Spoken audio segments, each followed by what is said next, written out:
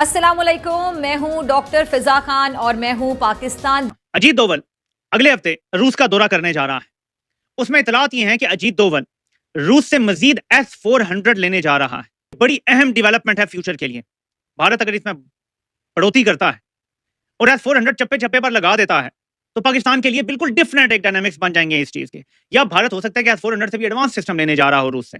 हर सूरत में ये बड़ा अहम दौरा है अजीत डोवल का और इस पर मैं नजर रखूंगा और आपको आगाह करूंगा। अजीत डोभाल जो राष्ट्रीय सुरक्षा सलाहकार है भारत के NSA, वो रूस जाएंगे। उनका ये दौरा 27 से 29 मई के बीच होगा। तो ये जो सीज फायर हुआ है, अगर इंडिया वाकई में सीज फायर के लिए सीरियस होता और ये रीग्रुप और रीऑर्गेनाइज और रीअटैक करने के लिए इस्तेमाल ना करता इस सीज फायर को, तो वो सिंतास मुआहदे के ऊपर सीरियसली बात करता, क्योंकि पाकिस्तान का नैरेटिव बहुत क्लियर है कि अगर आप पानी को बंद करोगे उल्टे सारा कुछ जो शुरू ऑपरेशन बयान मरसूस मार्का हक, ये सब कुछ शुरू ही इसी वजह से हुआ था ना कि हमारा पानी बंद हुआ। ये नोट किया हो कि भारत के वजीर आजम नरेंद्र मोदी मुसलसल पाकिस्तान को प्रोवोक कर रहे हैं। कल जिस जलसे में वो मौजूद थे वहां पे वो कह रहे थे कि पाकिस्तान की जो रहीम यार खान की एयर बेस है वो ICU में है। तो नरेंद्र मोदी ने अपने ताज़ा तरीन इंतखाबी जलसे में हर्जा सराई करते हुए कहा कि अब तो मोदी की नसों में लहू नहीं गर्म सिंदूर बह रहा है। ये जो हिंदुस्तान है, इनका जो न्यू नॉर्मल था, ये क्या था?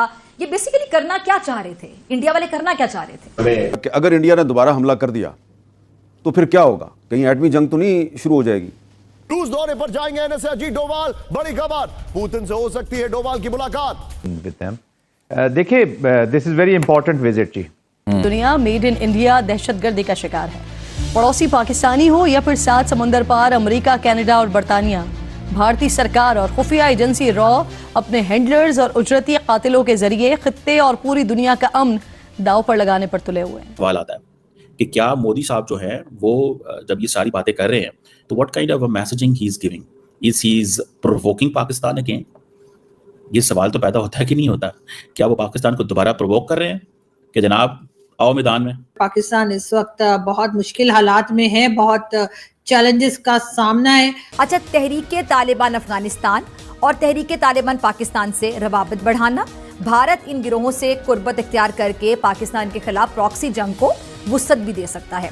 भारत में दो चीजों की बहस है कि एक ब्राह्मोस मिसाइल ने बड़ा जबरदस्त काम किया है, जो उनका क्रूज मिसाइल है, जो हमारी बेसिस पे लगा है, हमने खुद तस्लीम किया है। और एक S-400 है जो भारत का दावा है कि उसने कमाल काम किया है और पाकिस्तान की तरफ से तमाम हमले नाकाम बनाए हैं। जय हिंद दोस्तों, नमस्कार दोस्तों। भारत के राष्ट्रीय सुरक्षा सलाहकार अजीत डोभाल 27 से 29 मई के बीच दोस्तों रूस दौरे पर जाने वाले हैं। दोस्तों इस दौरे पर अजीत डोभाल भारत के लिए कई डेवलपमेंट्स करने वाले हैं। इसमें दोस्तों S-400 से लेकर S-500 होने वाला है, जो कि भारत में जल्द आएगा, जिससे देखकर दोस्तों अब पाकिस्तानी मीडिया कांप रही है कि आखिरकार भारत अगला कदम पाकिस्तान पर क्या उठाने वाला है। तो चलिए दोस्तों आप लोग पूरा वीडियो देख लीजिए, पाकिस्तानी मीडिया किस तरीके से अजीत डोभाल अगले हफ्ते रूस का दौरा करने जा रहा है। उसमें इतलात ये हैं कि अजीत डोभाल रूस से मजीद S-400 लेने जा रहा है।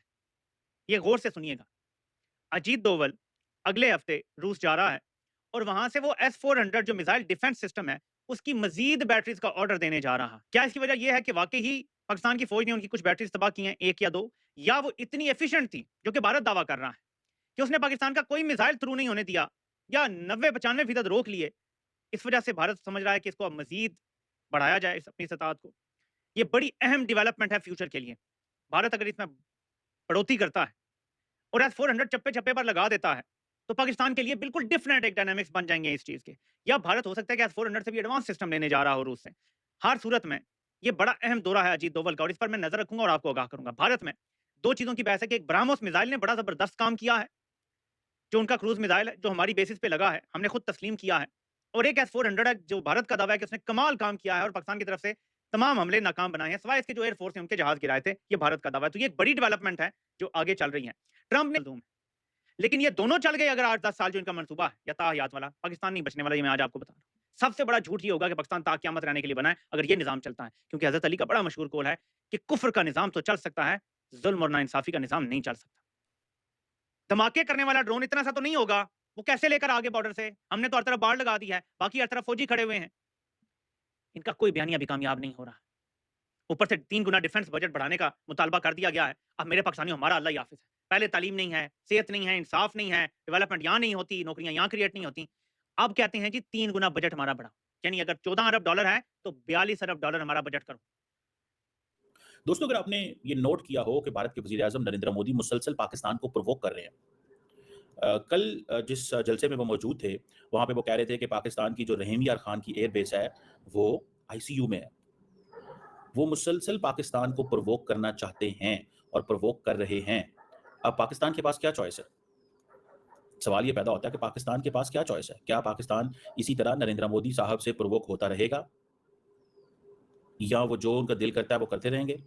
और जब वो फॉर एग्जाम्पल सारी की सारी डिस्कशन कर रहे थे कि ये जो सिंदूर है, ये जो सिंदूर है, ये तो मेरे खून में दौड़ रहा है, तो बेसिकली दैट वाज समथिंग जिसको सारी बात है, बहुत सारे लोग जो हैं they take it as an offensive, बड़ा ऑफेंसिव लेंगे कि हालात तो नॉर्मलाइज हो गए, चीज़ें तो बेहतर हो गई, लेकिन नरेंद्र मोदी साहब क्यों पाकिस्तान को दोबारा प्रोवोक कर रहे हैं?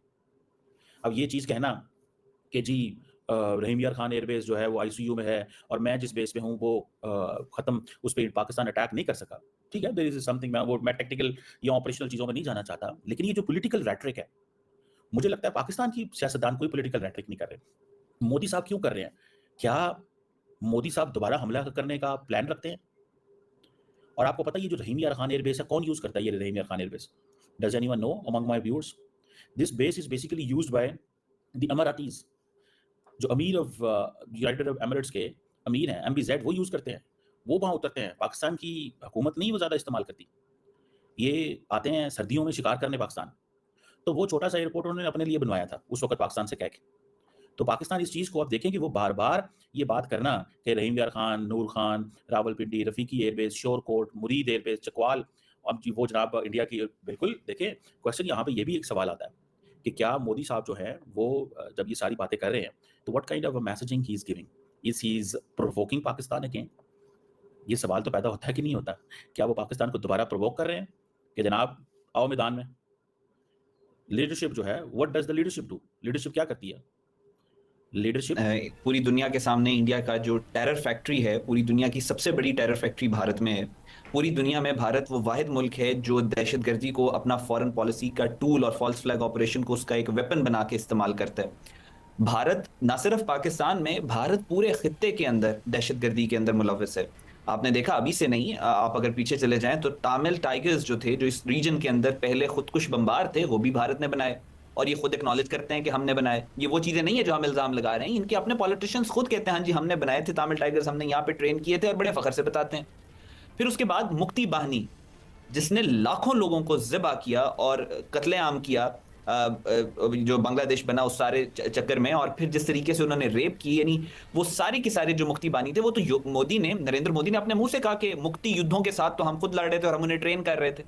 और फिर उसके बाद इंडिया का current national security adviser Ajit Kumar Doval अपने मुंह से कहता है कि हम TTP और BLA को सपोर्ट करते हैं, स्पॉन्सर करते हैं, ट्रेनिंग देते हैं। सो ये सारी बैंड टेररिस्ट आउटफिट्स को इस खत्ते के अंदर डिस्टेबलाइज इस खत्ते को करने के लिए भारत काम कर रहा है, और पूरी दुनिया को ये चीख चीख कर पाकिस्तान में के ऊपर इल्जाम लगाते हैं दहशतगर्दी का। उसकी वजह यह है कि इनका फॉरेन पॉलिसी ऑब्जेक्टिव है कि हमने शोर मचाते रहना है पाकिस्तान के खिलाफ, ताकि हमारी ये जो दहशतगर्दी है ये छुपी रहे, दुनिया इसकी तरफ ना आए। सो वो जो प्रोपेगेंडा है उसको बस्ट करने के लिए वो कि बहुत ही सेंसिटिव है। और एक और सवाल इसके साथ जुड़ा हुआ है कि अगर इंडिया ने दोबारा हमला कर दिया तो फिर क्या होगा? कहीं एटमी जंग तो नहीं शुरू हो जाएगी? तो मैं इन दोनों सवालों के जवाब देने से पहले आपको थोड़ा सा मुतवज्जह करूंगा कि ये जो इंडिया ने एक डिप्लोमेटिक ऑफेंस शुरू किया है, इंडिया की पार्लियामेंट के मुख्तलिफ पार्टीज़ के मेंबर जो हैं उनको डेलीगेशंस की शक्ल में दुनिया के मुख्तलिफ ममालिक में भिजवाया जा रहा है, और ऐसे ऐसे ममालिक में भी भिजवाया जा रहा है कि जिनकी कि कोई बहुत ज़्यादा अहमियत नहीं है।